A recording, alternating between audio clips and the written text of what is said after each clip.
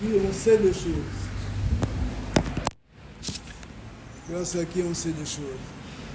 Je voudrais nous demander de nous lever pour observer 1 minute de silence pour nos morts.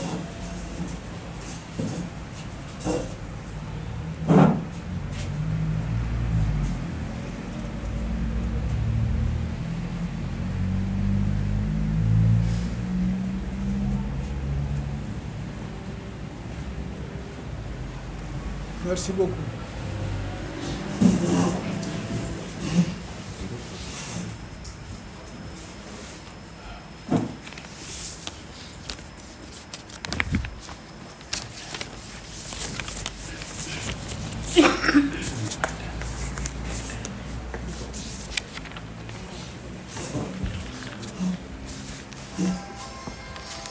Il s'agit de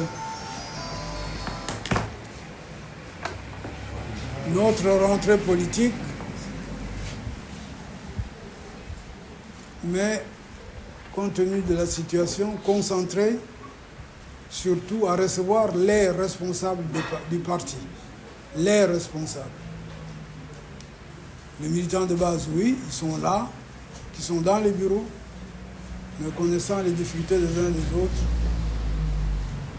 nous avons voulu que cette rencontre soit une rencontre d'orientation pour l'ensemble de nos tâches futures. Mais après avoir fait le point de la situation. Et vous serez, chers progressistes, nos fidèles interprètes auprès des militants de vos circonscriptions politiques, leur traduire notre message commun, et continuer ensemble à cheminer sur le dur chemin qui conduit vers la liberté.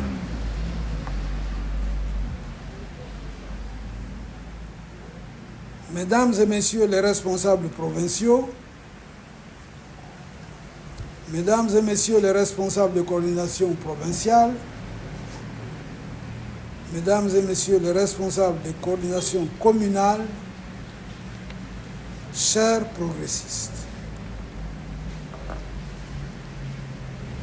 avant tout propos, je tiens à vous exprimer l'immense joie et le réel plaisir, ainsi que la satisfaction que j'éprouve de vous retrouver après quelques mois d'absence. Une absence fort heureusement atténuée par des contacts quasi permanents que j'ai pu entretenir avec le Bureau national et certains d'entre vous, grâce à la magie de la technologie moderne dont nous disposons tous aujourd'hui. Je tiens aussi à vous rassurer qu'en dépit de mon séjour passé à l'étranger, notamment en France, je suis resté régulièrement en communion d'esprit avec vous, à travers les membres du Bureau national qui avaient reçu toutes les instructions nécessaires après large concertation pour le bon fonctionnement du parti et qui, constamment, me rendaient compte des activités du parti et celles de la CNR dans son rôle de sentinelle de l'évolution du processus de transition. Je profite donc de cette occasion pour formuler solennellement mes sincères félicitations à l'endroit de tous les progressistes qui se sont mobilisés pour veiller à la mise en œuvre des orientations du parti et au maintien de la dynamique de notre structure politique.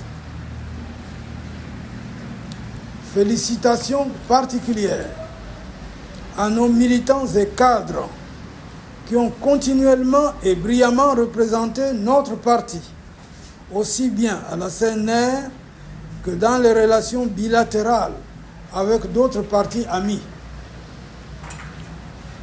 Un rapport consistant, je l'ai ici, relatant l'essentiel des tâches réalisées, a été élaboré par leurs soins et mis à ma disposition à mon retour. Ce document vous sera remis tout à l'heure par le secrétaire national permanent du parti, remis aux coordinations, aux responsables provinciaux, en tout cas aux responsables du parti ici présents. Chers progressistes,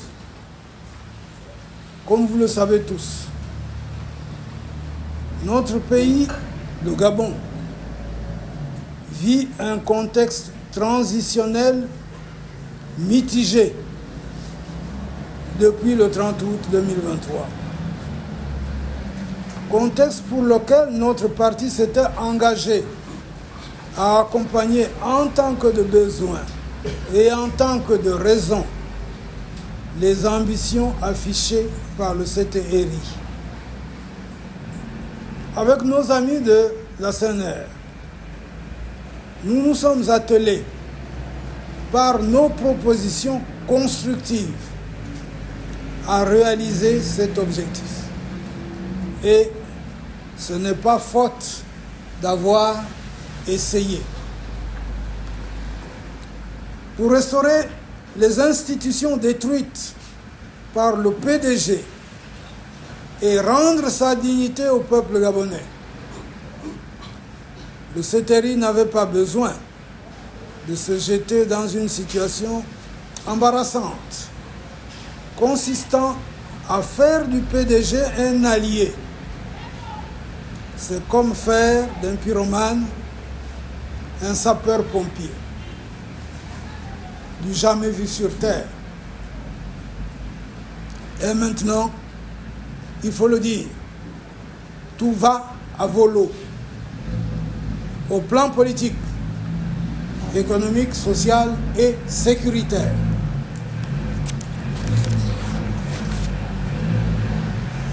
Au plan politique,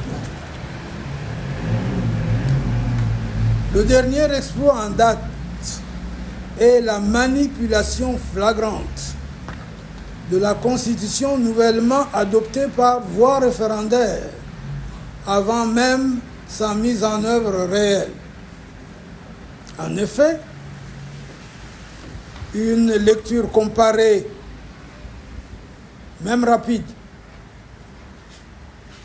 montre que les articles 28, 46, 93 et évidemment le texte fourmille de coquilles montrent bel et bien une différence notoire entre la Constitution votée par le peuple et celle promulguée par le général de brigade Brice Clotaire Oligui Nguema. Ce qui nous bassinait les oreilles en évoquant l'intangibilité de cette Constitution doivent s'en mordre la langue.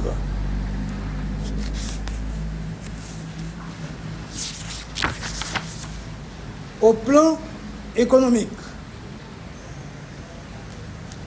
la gestion calamiteuse du pays a mis toutes les variables macroéconomiques au rouge. Le chômage persiste,